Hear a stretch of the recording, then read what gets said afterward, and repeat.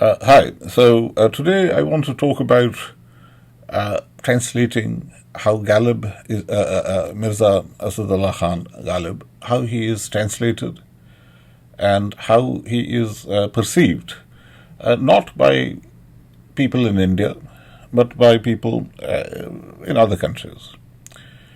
And I want to start by reading out a translation of Ghalib's Ghazal number 58, which you could look up on a wonderful website called Desert Full of Roses, which has been created and is maintained by Professor Frances Pritchett.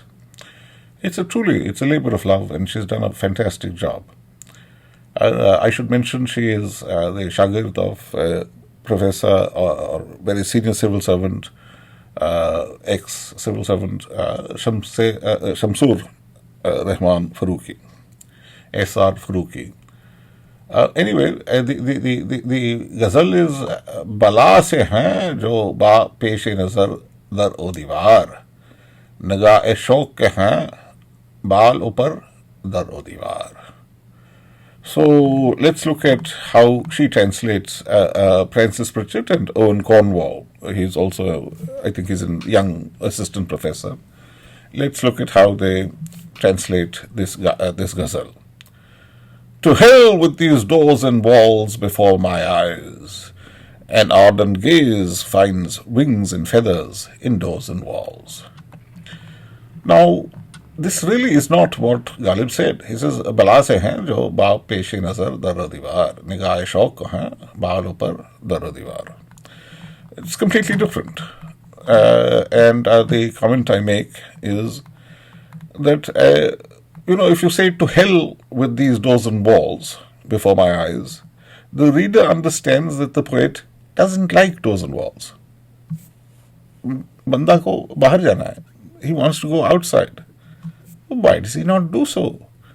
Probably he is an invalid or a prisoner. That is why he is saying, oh, damn and blast these doors and walls. It's an understandable emotion. But the question is, why is this guy unable to go outside? Is he sick or is he in jail? The second line supplies the answer. An ardent gaze finds wings and feathers in doors and walls. How sad. Oh, how sad.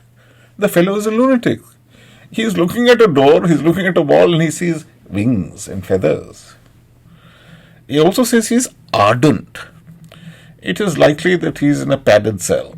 The police arrested him for some very ardent but indecent activity involving our feathered friends. So my point is that, you see, that though Pritchett and Cornwall, particularly Pritchett, she translated this, she's had a lot of time to think about it. She's given a terrible translation of something quite plain. Now, you see, the only way to translate a poem is by writing a poem. And if the source poem is in verse of a certain sort, then you try to the best of your ability, you try to reproduce it. So what I've taken as the first line is, what avail such forbidding doors and walls as but to the sight present? The opinion ardency's flight above the bale of Adam's ascent. So, you see, the word bala means, in Arabic it means yes. But there is also a story, but it also means, a baleful existence, a miserable existence. So in Islam, or in Islamic poetry, this word bala, it means Adam's assenting or agreeing to, not just that the Lord is the creator, but also that the creature's existence would be rather miserable. So that is really the context. If you want to know more about this, do please go to socioproctology blogspot.com, and if you type in Ghalib or something like that, or Ghazal, then you should be able to find this entry quite easily. Thank you very much indeed.